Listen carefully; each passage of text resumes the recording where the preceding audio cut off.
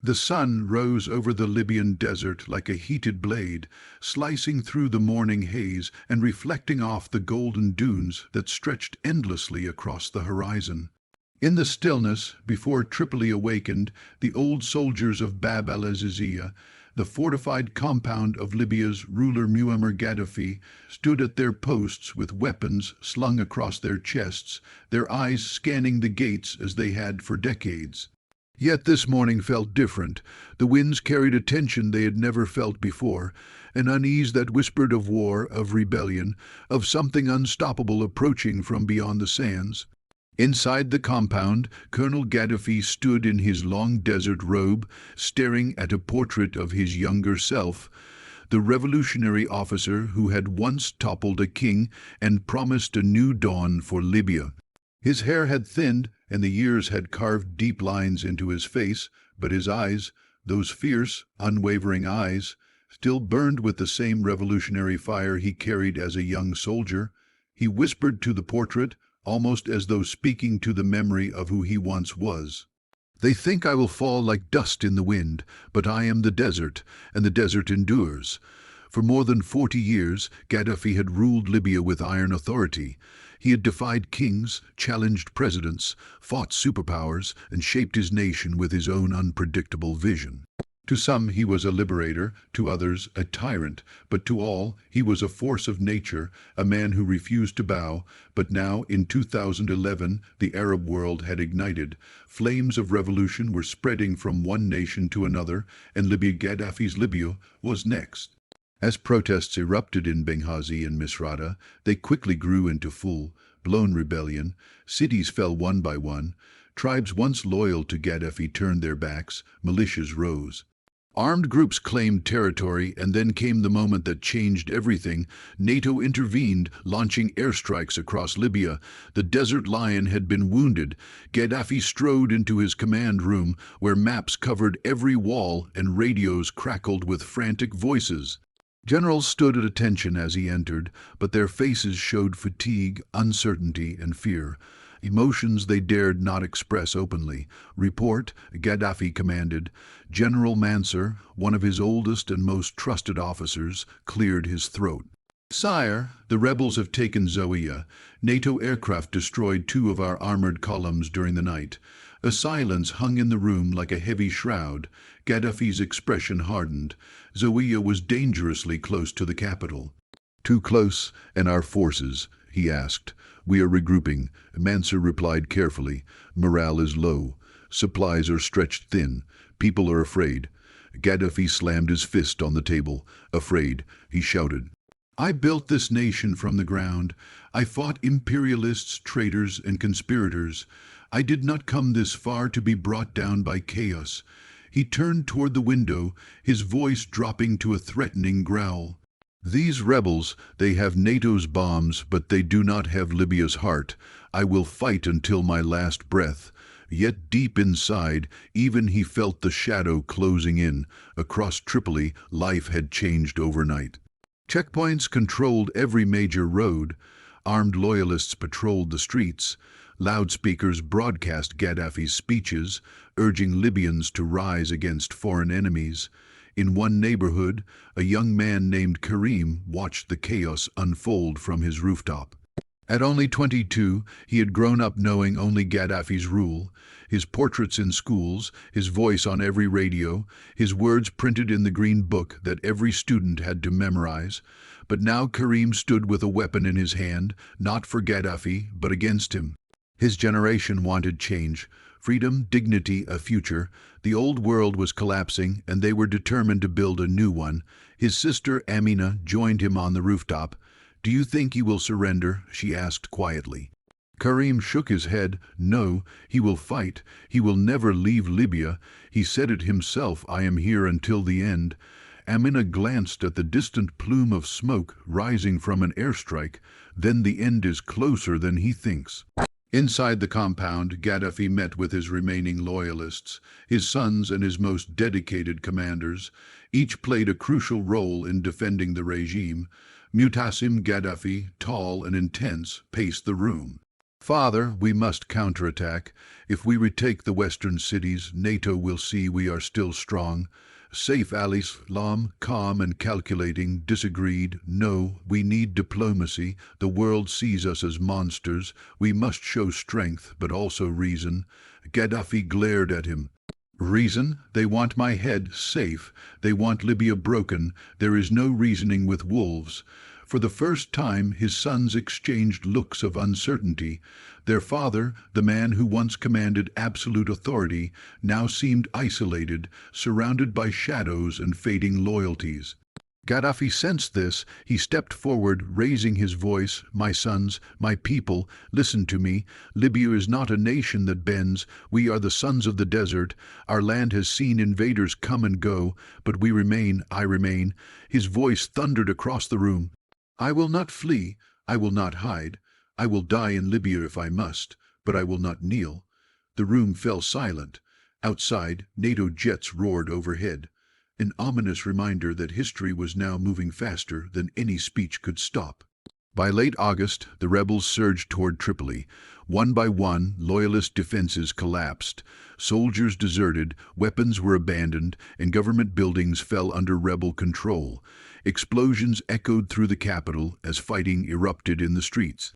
Loyalists fought fiercely, but they were outnumbered and outgunned. At Bab el-Azizia, Gaddafi's last great stronghold, the walls shook as NATO bombs tore through the outer defenses. Dust filled the air and alarms wailed.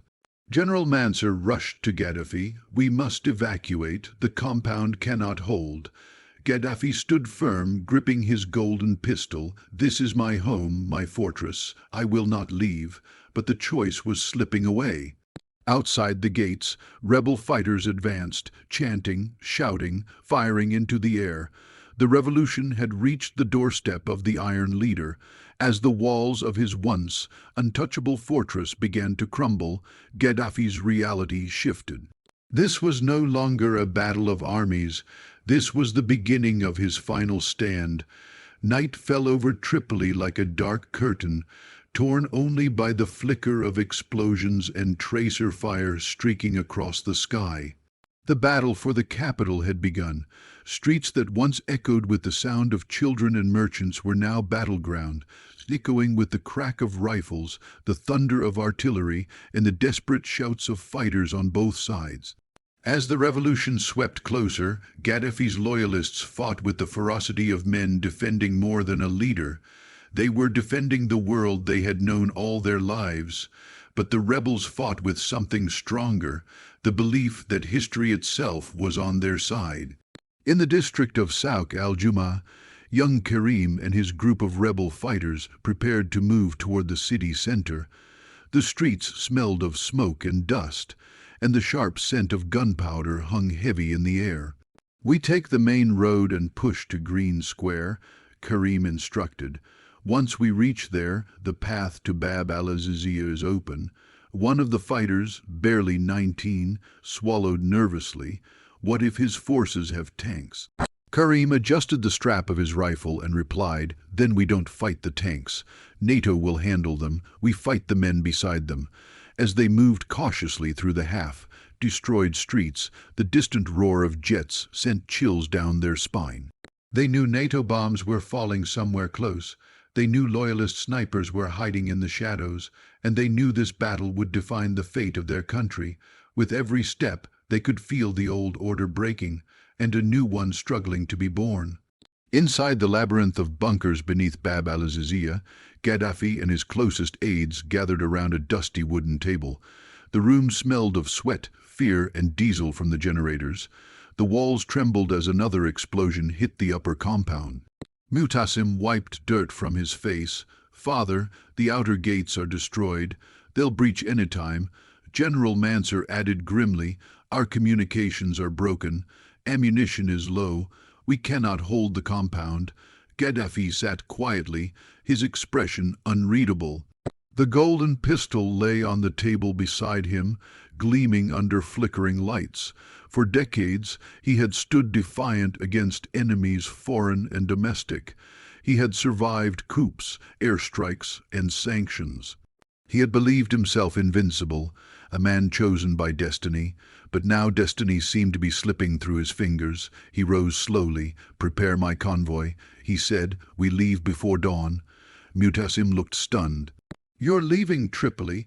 Gaddafi turned to him with a bitter smile. "I am not surrendering. I am repositioning. The battle will continue. Sirte will be our stronghold." His sons exchanged glances. They knew what he meant. Sirte was his birthplace, his tribal heartland, the one place he believed would never betray him. As dawn broke, the rebels advanced deeper into Tripoli. Karim's group pushed toward Green Square, where massive crowds were already celebrating. Shots were fired into the air, not in violence, but in victory. People cried, laughed, embraced. Children ran with makeshift flags. The air vibrated with chants of freedom. Ashab yurid iskat and Nizam. The people want the fall of the regime. Karim climbed on top of an abandoned armored vehicle, raising the tricolor rebel flag. After 41 years of Gaddafi's green banner, the new flag fluttered over the capital like a promise. But even in victory, Karim's heart felt heavy. "The fighting isn't over," he whispered. "He's still out there." He looked toward the distant highway leading east. "Gaddafi is not finished yet." Before sunrise, a small convoy of vehicles rolled out of Bab el-Azizia. The compound was collapsing behind them, flames licking the walls and rebels pushing through breached gates.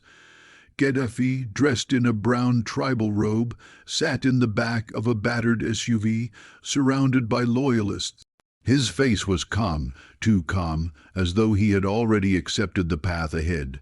General Mansour, seated beside him, whispered, "Sir, if we reach Sirte, the tribes will protect you. We can regroup, fight back." Gaddafi didn't respond. His eyes were fixed on the horizon. As they sped through backroads to avoid NATO surveillance, the world behind them fell apart. Columns of smoke rose from Tripoli. Roads were littered with burning vehicles. Civilians ran in panic as militias clashed. Gaddafi watched it all silently.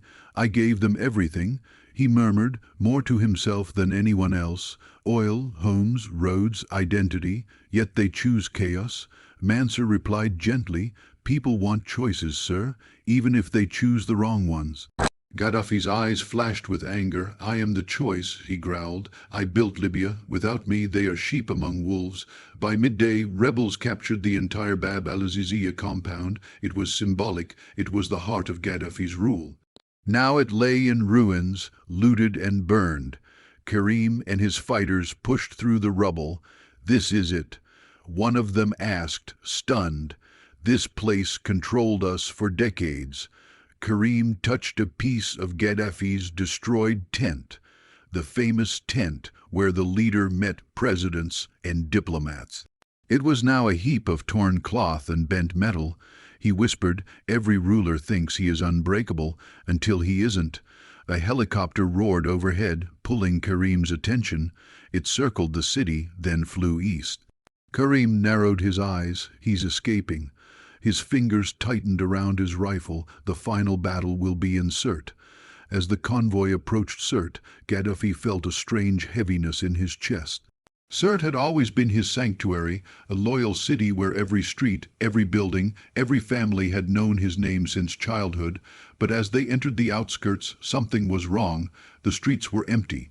Doors shut, windows cracked open, people watching from the shadows. Whispers spread before him like desert winds. "The leader has returned. Is the war coming here? Will Sirte become the last battlefield?" Gaddafi looked out at the silent city. "This is where I began," he said softly. "If fate demands it, this is where I end." Back in Tripoli, rebel leaders gathered around a map. "The battle for Sirte will decide everything," said one commander. "We must move quickly." Karim stepped forward. "I will go," he said. "My fight doesn't end until he faces justice." His comrades nodded. Sirte would not just be a military campaign. It would be a reckoning. In Sirte, Gaddafi established a temporary operations base inside a residential district. Loyal tribesmen from the Kadhadfa and Warfala clans began arriving with weapons and vehicles. Tanks were positioned near the coastline. Snipers took positions on rooftops, civilians fled the city in waves. General Mansour approached Gaddafi with a grim update. "Sir, rebel forces are surrounding Sirte from west and east. Their numbers are growing daily." Gaddafi stood on a balcony overlooking the city. "Let them come," he said quietly. "The desert will judge between us." But deep inside, even he knew this fight would be unlike any he had ever faced. For the first time in his life, Muammar Gaddafi was trapped, and the circle was closing. The siege of Sirte began with a silence that felt them come, he said quietly. "The desert will judge between us." But deep inside, even he knew this fight would be unlike any he had ever faced. For the first time in his life, Muammar Gaddafi was trapped, and the circle was closing. The siege of Sirte began with a silence that felt heavier than gunfire. Rebel forces encircled the city from all directions, tightening like a noose around Gaddafi's last stronghold. Roads were blocked, supply routes were cut, smoke rose steadily as NATO jets bombed loyalist positions around the outskirts. Inside Sirte, life turned into a nightmare, families huddled in basements. Streets lay empty except for fighters moving from cover to cover. The city that had once been Gaddafi's pride now stood on the brink of destruction, its fate tied tightly to the fate of the man who had ruled Libya for more than 4 decades. Gaddafi's temporary command post was set up deep inside District 2, a maze of apartment buildings and narrow streets designed like a shield. Concrete, shadows, and loyal fighters formed the last barrier between him and the rebel forces closing in. Inside a dimly lit room, maps lay scattered across the floor, generators hummed, radio static buzzed with broken messages from loyalist units running low on ammunition. Gaddafi sat at a wooden desk, scribbling notes in a small book. His face bore exhaustion, but his hands remained steady. He looked up as General Mansour entered. "Sir, the Eastern Front is collapsing," Mansour said. "We've lost the coastal road. NATO destroyed our armored trucks. We're down to small arms and light vehicles. We cannot hold for long." Gaddafi leaned back in his chair and exhaled slowly. "How many fighters remain loyal?" he asked. "Perhaps 300 in District 2. Mansour replied, "Civilians are fleeing. We're surrounded." Gaddafi closed the notebook and rose from the chair. "Then we fight," he said quietly. "We fight for every street, for every stone. I will not abandon Sirte." His voice carried a weight that made Mansour's throat tighten. Even now, cornered, hunted, exhausted, Gaddafi refused to run. Outside the city, Karim rode in a convoy of rebel pickup trucks, each mounted with heavy machine guns. Dust clouds rose behind them as they approached Sirte's western entrance. The sound of gunfire echoed in waves. "This is it," their commander shouted over the engine noise. "Gaddafi's last defenses are thin. Be ready. Loyalists fight hardest when they have nowhere to run." Karim wiped sweat from his brow. He wasn't afraid of the bullets. He was afraid of the uncertainty. The man they were hunting was unpredictable, dangerous, and desperate. As the rebels advanced street by street, they found loyalist fighters hidden in alleyways, snipers perched in broken buildings, and mines planted under rubble. The fighting was fierce. Explosions rattled the earth, cars burned, the air tasted of gunpowder and dust, but the rebels pressed forward, and slowly, painfully, they pushed deeper into the heart of Gaddafi's last sanctuary. Night fell over Sirte again, but there was no rest. The thunder of shelling never stopped. Inside the shelter, Gaddafi gathered his sons and loyal commanders. "We must attempt a breakout," Saif al-Islam urged. "If we reach the desert, we can regroup. The tribes may still rally." Mutassim shook his head. "No, the rebels control the roads. NATO watches everything from the sky. A convoy will be destroyed before we reach 10 kilometers. Gaddafi listened in silence before finally standing. "This is my home," he said. "I will not flee from Sirte. I was born here. I will die here." His voice was steady, almost serene. "History will remember me as a warrior." No one spoke. For the first time, his sons understood that their father's fate was sealed. He had chosen it. Days passed, ammo dwindled, food became scarce, water lines were cut. Sirte became a wasteland of shattered buildings, burning cars, and empty streets. Karim and his fellow fighters rested briefly in the remains of a school, the walls covered in bullet holes. "Do you think he'll surrender?" one asked. Karim shook his head. "No, Gaddafi will die fighting. He won't kneel to anyone." Their commander entered. "Prepare to move. We're taking District 2. The room fell silent. District 2, everyone knew what that meant. The final battlefield. By the 9th day of heavy fighting, Gaddafi's loyalists were trapped in just a few buildings. The rebels tightened their grip, block by block. General Mansour stood beside Gaddafi on a broken balcony, overlooking a street filled with debris.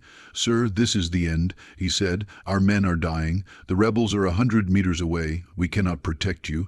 Gaddafi inhaled deeply, the night air heavy with smoke. "Do you know what I see, Mansour?" he said quietly. "I see a lesson for all leaders. Power does not fade, it is taken." He placed a hand on Mansour's shoulder. "You have served me well. If you wish to leave, leave now." Mansour's voice trembled. "I will stay, sir, until the end." Gaddafi nodded, one of the rare gestures of affection he had shown in years. In the early hours of the morning, Mutassim convinced his father to relocate to a safer hideout within District 2. "Just until the shelling stops," Mutassim insisted. "We cannot stay in one place." Gaddafi reluctantly agreed. A small convoy of vehicles was prepared, 2 pickup trucks, a few loyal fighters, and a sewer path that led to a secondary exit of the building. They moved quickly through the rubble-filled streets, ducking under shattered balconies and weaving between destroyed cars. The civilians who remained watched from cracks in their doors, whispering prayers. But the rebels had already closed in. As the convoy turned a corner, machine gun fire erupted from rooftops. Bullets tore through the lead vehicle. Fighters scattered for cover.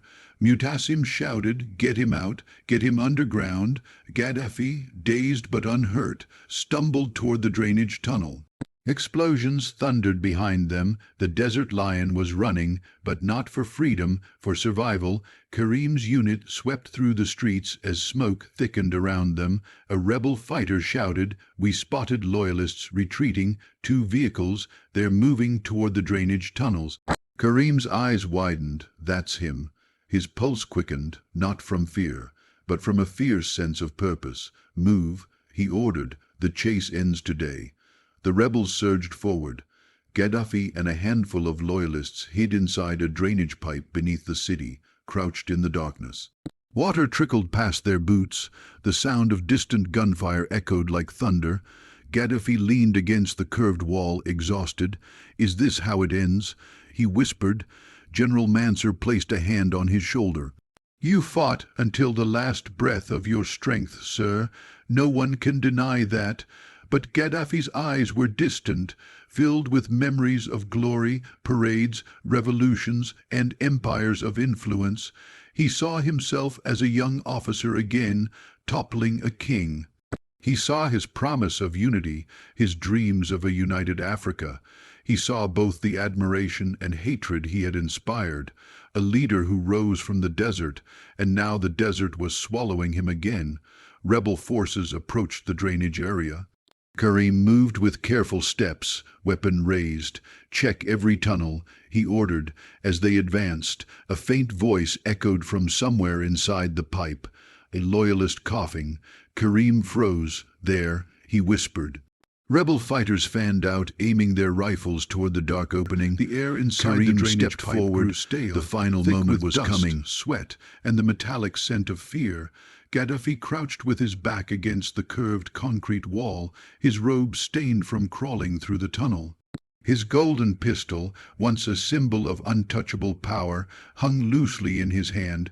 Loyalists breathed heavily around him. Some murmured prayers. Others stared ahead in silence, listening to the distant echo of footsteps, footsteps moving closer. Outside, the rebels had surrounded the area. Karim approached the pipe entrance with slow, steady steps. The wind blew sand across the cracked pavement. Smoke from a burning building nearby drifted into the sky like a dark banner marking the end. A rebel fighter knelt beside him. "We heard voices in this one," he whispered. Karim nodded. His throat felt tight. After months of fighting, after losing friends, after watching his country bleed, he was finally here, face to face with the moment Libya had been moving toward. He called out, "Come out." The area is surrounded. Inside the pipe, Gaddafi clenched his teeth. "Never," he whispered. "I will not bow." General Mansur knew the end when he saw it. He leaned close to Gaddafi. "Sir, we cannot fight an entire army in a tunnel." Gaddafi's eyes flickered with the last sparks of defiance. "I do not surrender," he said. "I built this nation. I will die with it." Mutassim, bleeding from a wound in his leg, looked at his father helplessly. "Father, please, there is no future here. They will not spare us." Gaddafi's voice hardened. "I do not want a future. I want dignity." A loyalist, young enough to be his grandson, whispered, "For Libya, sir." Gaddafi placed a hand on the boy's head.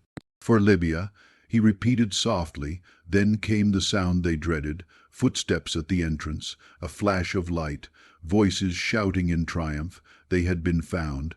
Gunfire erupted as loyalists tried to resist. The tunnel echoed with ricochets and creams. Dust filled the air. Gaddafi ducked down, covering his head. Mansur fired back desperately, buying moments, seconds, for the man he had served his entire life. "Run!" Mansur shouted. "Go!" Gaddafi moved deeper into the pipe, but there was nowhere left to run. Mansur was struck by a burst of bullets, collapsing beside his leader. Gaddafi grabbed his shoulder, but the general's eyes had already darkened. The Desert Lion was now alone. Outside, rebels surged forward, shouting, firing, overwhelming the final resistance. Karim advanced cautiously, weapon drawn. "Pull them out." A rebel threw a grenade toward the tunnel mouth, not to kill, but to flush out anyone hiding inside. The explosion shook the earth. A moment later, loyalists stumbled out, bleeding, coughing, defeated, and behind them, Muammar Gaddafi appeared. He was dragged from the tunnel, disoriented, his hair matted with dirt, his clothes torn. He looked nothing like the iron-fisted ruler the world had known, yet there remained something unmistakable in his eyes, defiance, disbelief, and an old man's exhaustion. Karim stepped toward him, heart pounding. For months he had imagined this moment, but standing here now, face to face with history, he felt a strange heaviness. This was not the Gaddafi on posters, not the Gaddafi in propaganda videos, not the invincible figure of a generation. This was a tired, broken man, a man defeated by time, by his own people, and by the tide of history. Rebel fighters shouted all around, "That's him! It's Gaddafi! Allahu Akbar!" Gaddafi looked around at the chaos. "Why?" he said softly, almost pleading. "What have I done to you?" Karim stared into the old man's weary face. "You ruled for 40 years, he said quietly, "and you never listened." Gaddafi's lips trembled. "My people loved me," he whispered. Karim shook his head. "Some did, many didn't, but you never let them speak." For the first time, something inside Gaddafi broke, not from fear, not from pain, but from the shattering realization that his version of Libya existed only in his mind. The crowd around him grew, fighters pushing forward, shouting, some in rage, some in disbelief. The noise swirled like a storm. Gaddafi swayed on his feet, overwhelmed by the shouting. Mutassim, wounded and furious, tried to reach him, but was pinned down by rebels. Gaddafi raised a trembling hand, pointing toward the sky. "This is my land," he murmured. "I brought water to the desert. I kept Libya together. I fought the world for you." Karim felt a chill run down his spine. This was the last speech of a man who had ruled like a pharaoh, now reduced to pleading in the dirt. Rebels pushed him forward. The crowd surged. A shot rang out. Another. Chaos blurred everything. Dust, screams, movement. The final seconds were a storm of noise and fury, and then silence. The Desert Lion fell. After 42 years of rule, his reign ended not in a palace, but in a drainage ditch on the outskirts of Sirte. News spread within minutes. Phones rang across Libya, across the Middle East, across the world. Gaddafi is dead. The revolution has won. Libya is free. Karim walked away from the scene slowly, his rifle dragging at his side. He didn't feel victorious, only tired. Amina called him moments later, her voice trembling. "Is it true?" she asked. Karim swallowed. "Yes." She fell silent. "What happens now?" she whispered. Karim looked at Sirte, broken, burning, shattered. He exhaled. "I don't know." For decades, Libya had lived under a single man's shadow. Now that shadow was gone, leaving behind light, but also uncertainty. Freedom had come with a heavy cost, and the road ahead was uncharted. In the following days, Sirte grew quiet. The guns stopped, smoke faded, bodies were buried, families grieved, rebels celebrated, the world reacted, but the desert remained unchanged, ancient, patient, watching. It had seen kings rise and fall, armies march and disappear, empires grow and crumble, and now it had witnessed the end of Gaddafi. Some would remember him as a tyrant, some as a visionary, some as both. History would debate his legacy for generations, but one truth would always remain: no ruler, no matter how powerful, can stand forever against the tide of time. And in the desert, even the greatest footprints are eventually erased by the wind. A week later, Karim stood on a hill overlooking Sirte. The sun dipped toward the horizon, painting the sky in shades of gold and red. The same colors that had witnessed the rise of the desert lion now watched over his fall. Karim whispered to the wind, "It's done." He didn't know what Libya's future would be. No one did. But for the first time since the war began, he felt a fragile hope. The old world was gone. A new one waited to be built. And the desert, silent, ancient, and eternal, watched as Libya took its first uncertain steps into a future without its iron leader.